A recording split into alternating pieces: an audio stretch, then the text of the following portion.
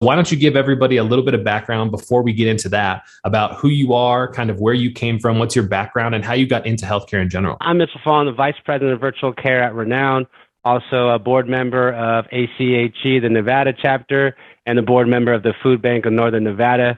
Can you give us a little bit more information about ACHE and kind of the background of the organization for people who are listening to this interview today?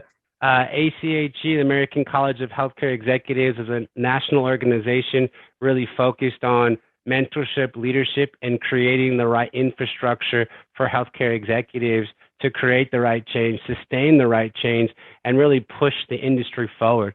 And so with that, there are different branches or arms that we focus on, from membership to education to training to mentorship, as well as diversity, equity, and inclusion. And so really it's about creating a network for those that want to make a meaningful change in healthcare to move forward, to find peers, to learn from others, to create that network to build change and collaborate, but further for those to also give back and mentor others and ensure that we're creating the lasting impact that we need in this industry. And so I think it doesn't matter how long you've been in healthcare. We have student members, we have members that have been a part of ACHE for years, decades even.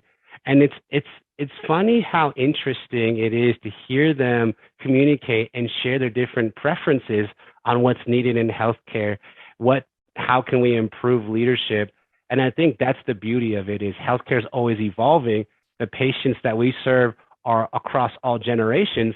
And so we really do need to appeal to every patient, no matter if they're 0, just born, to 100. We have to deal with all those patients and all those communities. And so ACHE is really about how do we create the infrastructure to set leaders up for success, to make sure we understand all the complications that come with healthcare, but also to ensure that we're diverse and able to be flexible with how the market changes.